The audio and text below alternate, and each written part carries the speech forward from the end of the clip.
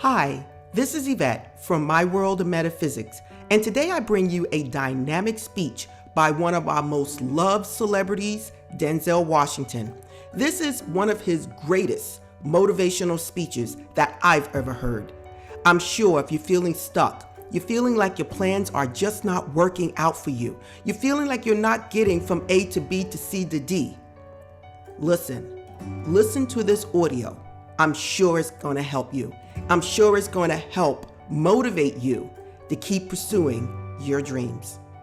This is Eyvette from My World of Metaphysics, always bringing you information to help change your life.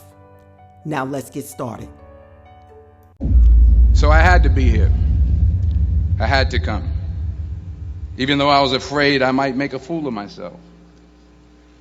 In fact, if you really want to know the truth, I had to come exactly because I might make a fool of myself. Now, what am I talking about? Here it is. I found that nothing in life is worthwhile unless you take risks. Nothing. Nelson Mandela said, "There is no passion to be found playing small and settling for a life that's less than the one you're capable of living." Now, I'm sure in your experiences in school and applying to college and picking your major and deciding what you want to do with life, I'm sure people have told you to make sure you have something to fall back on. Make sure you got something to fall back on, honey. But I never understood that concept, having something to fall back on. If I'm going to fall, I don't want to fall back on anything except my faith. I want to fall forward.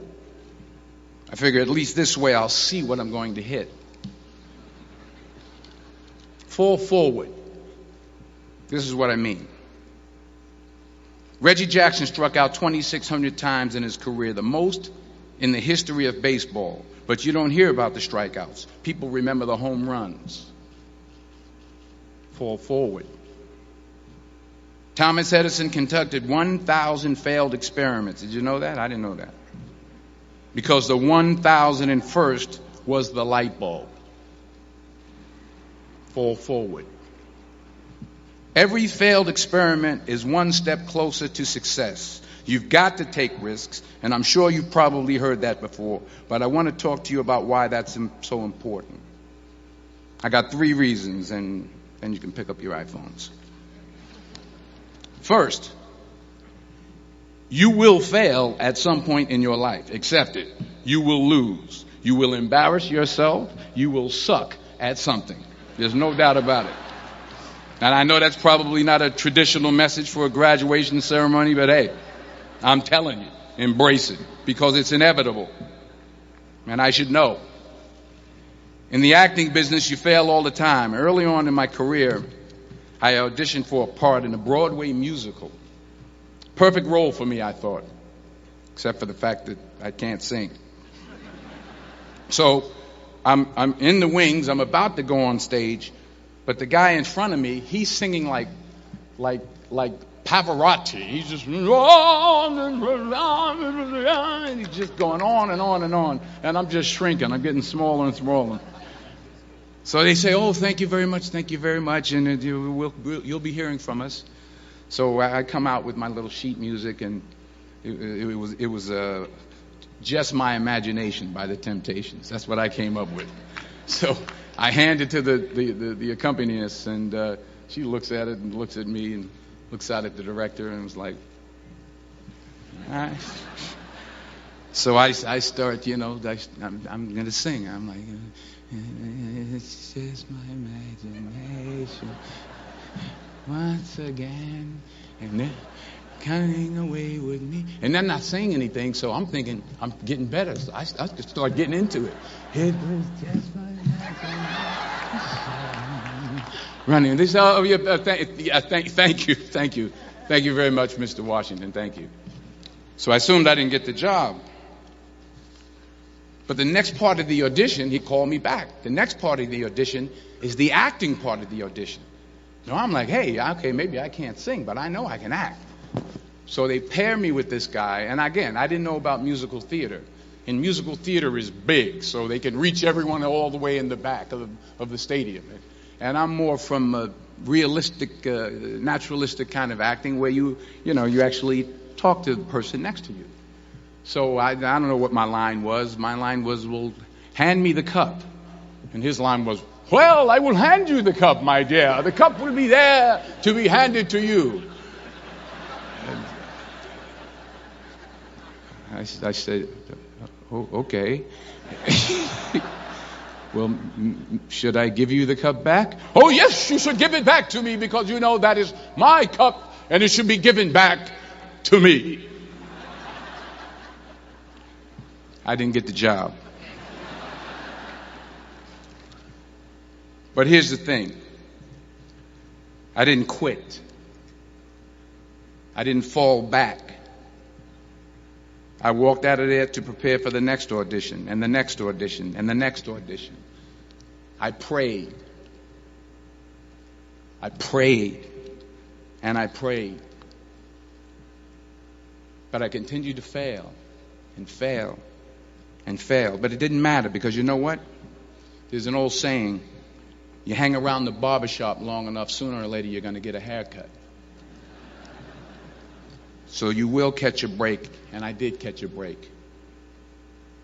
Last year, I did a play called Fences on Broadway. Someone talked about it. Won the Tony Award.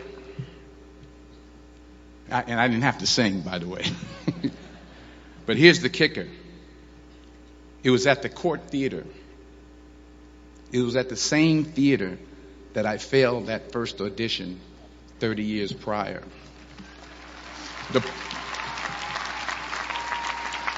point is, and I'll pick up the pace, the point is every graduate here today has the training and the talent to succeed.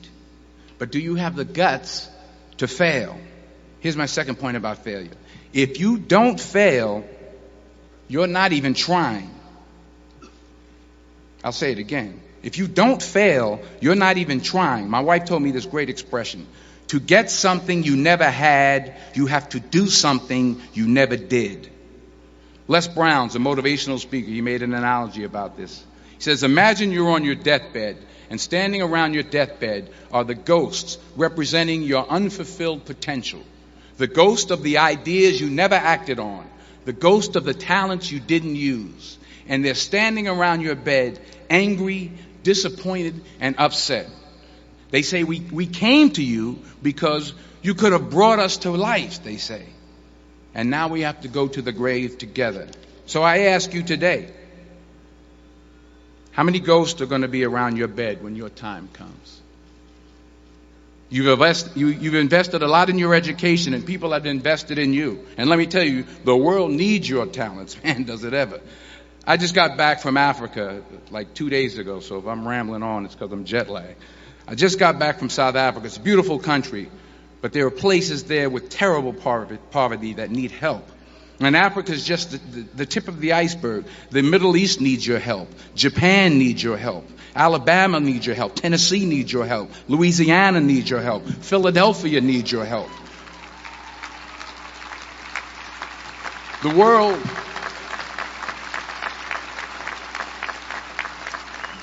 world needs a lot, and we need it from you. We really do. We need it from you young people. I mean, I'm not speaking for the rest of us up here, but I know I'm getting a little grayer. We need it from you, the young people, because remember this. So you got to get out there. You got to give it everything you got, whether it's your time, your talent, your prayers, or your treasures. Because remember this. You will never see a U-Haul behind a hearse.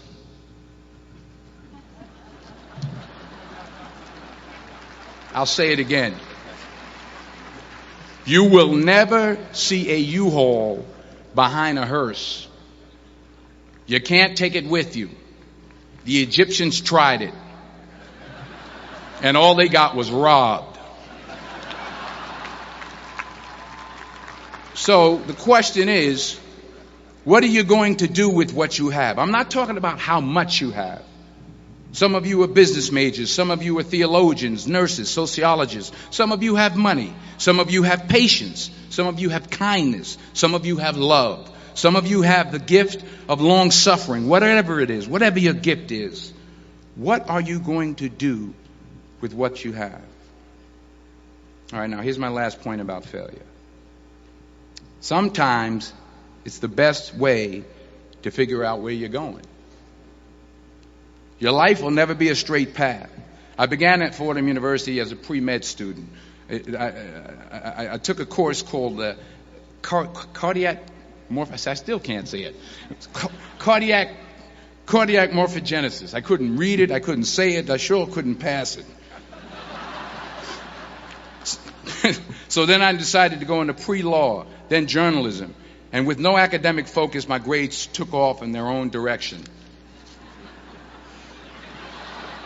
Yeah, down. I was a 1.8 GPA one semester, and the university very politely suggested that it might be better to take some time off. I was 20 years old. I was at my lowest point. And then one day, and I remember the exact day, March 27th, 1975, I was helping my mother in her beauty shop. My mother owned a beauty shop up in Mount Vernon. And there was this older woman who was considered one of the elders in the town. And I didn't know her personally, but I was looking in the mirror, and every time I looked at the mirror, I could see her behind me, and she was staring at me. She just kept looking at me. Every time I looked at her, she kept giving me these strange looks. So she finally took the dryer off her head and she said something I'll never forget. First of all, she said, "Somebody give me a piece of paper. Give me a piece of paper." She said, "Young boy, I have a prophecy, a spiritual prophecy." She said, "You are going to travel the world and speak to millions of people." Now, mind you, I'm 20 years old. I'm flunked out of school.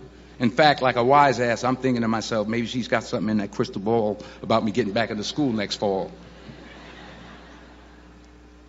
But maybe she was on to something, because later that summer, while working as a counselor at a YMCA camp in Connecticut, we put on a talent show for the campers. And after the show, another counselor came up to me and asked, "Have you ever thought about acting? You're good at that."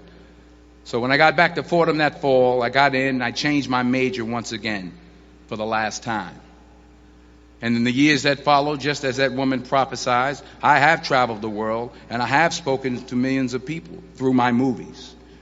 Millions who up till this day couldn't see me, who up till this day I couldn't see while I was talking to them, and they couldn't see me. They could only see the movie. They couldn't see the real me. But I see you today, and I'm encouraged by what I see. And I'm strengthened by what I see.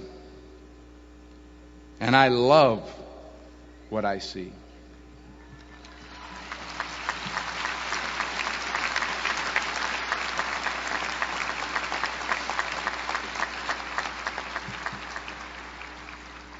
One more page, and I'll shut up.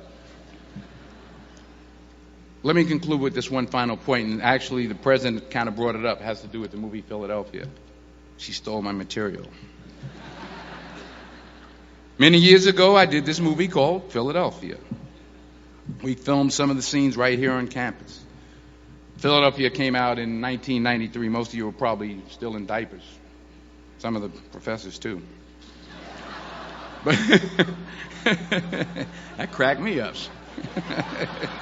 But it was a good movie. Rent it on Netflix. It's a good movie. Rent it. I get 23 cents every time you rent it. Please, rent it. True.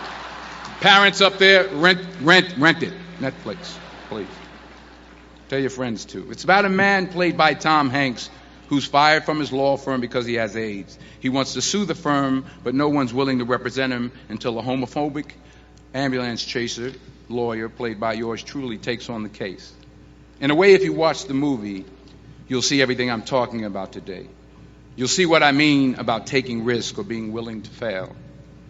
Because taking risk is not just about going for a job. It's also about knowing what you know and what you don't know. It's about being open to people and to ideas. In the course of the film, the character I play begins to take small steps, small risks, he very, very, very slowly begins to overcome his fears. And I feel ultimately his heart becomes flooded with love. And I can't think of a better message as we send you off today.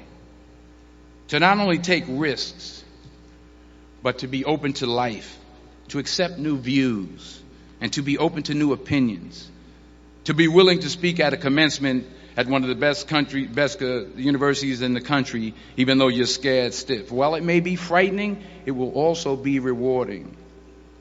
Because the chances you take, the people you meet, the people you love, the faith that you have, that's what's going to define you. So members of the class of 2011, this is your mission. When you leave the friendly confines of Philly, never be discouraged. Never hold back. Give everything you got. And when you fall throughout life, and maybe even tonight after a few many glasses of champagne, remember this. Fall forward. Congratulations. I love you. God bless you. I respect you.